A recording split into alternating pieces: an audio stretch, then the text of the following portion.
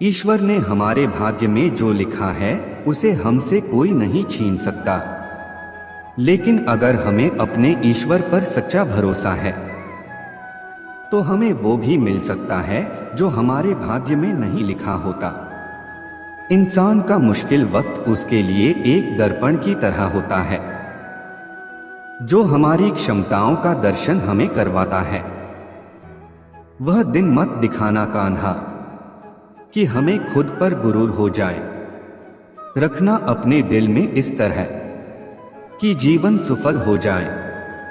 इस पूरे ब्रह्मांड में ऐसी कोई ताकत नहीं जो इंसान की इच्छाओं की पूर्ति कर सके, क्योंकि इंसान की इच्छाएं एक समुद्र के समान होती है जिसे कभी भी भरा नहीं जा सकता। जो दूसरों की तकलीफों को समझते हैं, जिनमें दया है, दिल से अच्छे हैं, उन्हें दोबारा जन्म लेना नहीं पड़ता। अगर कोई मनुष्य हमारे साथ बुरा कर रहा है तो उसे करने दो, यह उसका कर्म है और समय उसके कर्म का फल उसे जरूर देगा। लेकिन हमें कभी भी किसी के साथ बुरा नहीं करना चाहिए, क्योंकि यही हमारा धर्म है। दुष्ट लोग अगर समझाने मात्र से समझ जाते तो यकीन मानो महाभारत कभी ना होता। श्री कृष्ण कभी भी हमारा हाल नहीं पूछते, पर वो हमारी सब खबर रखते हैं। श्री कृष्ण अपने सच्चे भक्तों पे हर घड़ी नजर रखते हैं। जो हुआ वह अच्छा हुआ, जो हो रहा है वह अच्छा हो रहा है, जो होगा वह भी अच्छा ही होगा। तुम भूत का पश्चाताप न करो, भविष्य की चिंता न करो, वर्तमान में जियो।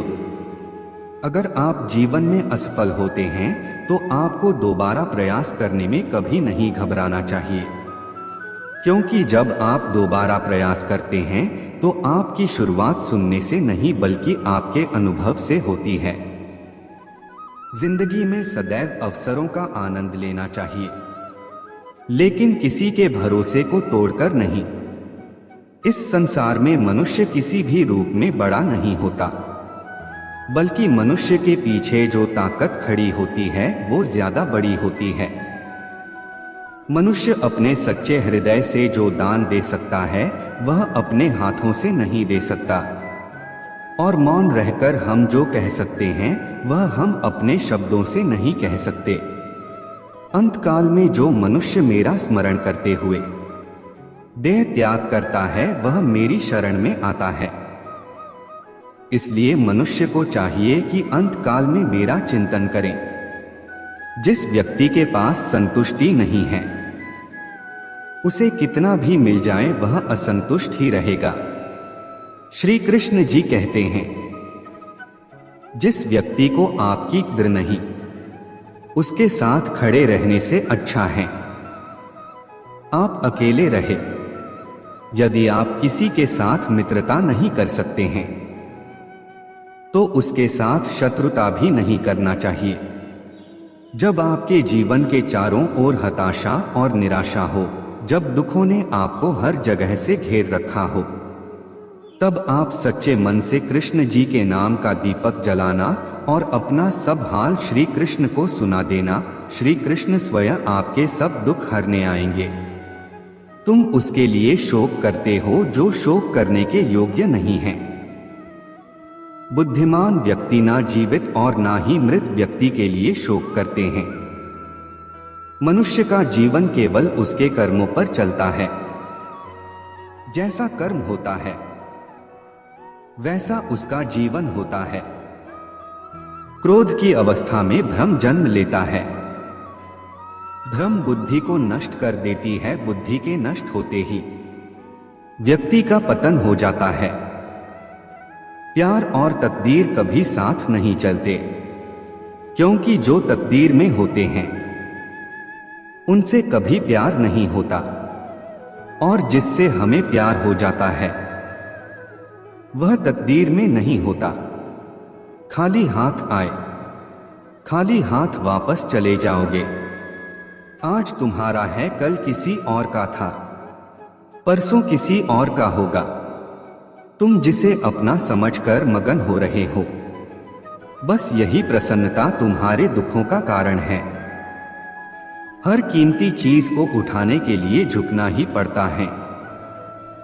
माँ और पिता का आशीर्वाद भी इनमें से एक है, वह जो सभी इच्छाएं त्याग देता है। मैं और मेरा की लालसा तथा भावना से मुक्त हो जाता है, उसे शांति प्राप्त होती है।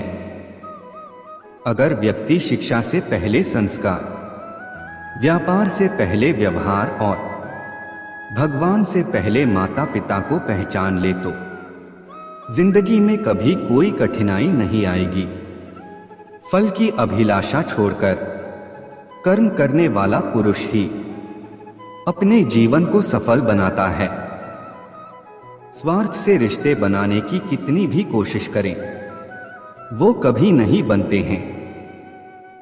और प्रेम से बने रिश्तों को कितना भी तोड़ने की कोशिश करें, वो कभी नहीं टूटते। जीवन में समय चाहे जैसा भी हो, परिवार के साथ रहो। सुख हो तो बढ़ जाता है और दुख हो तो बट जाता है। जब आप प्रभु के साथ जुड़ जाओगे तो आपकी परीक्षा आरंभ हो जाएगी। कुछ लोग इसे दुख समझते हैं, तो कुछ लोग प्रभु की कृपा, बुरे कर्म करने नहीं पड़ते हो जाते हैं और अच्छे कर्म होते नहीं करने पड़ते हैं। अहंकार मत कर किसी को कुछ भी देकर, क्या पता तू दे रहा है या पिछले जन्म का कर्जा चुका रहा है। अहंकार। पूरा वीडियो देखने के लिए दिल की गहराई से शुक्रिया, धन्यवाद।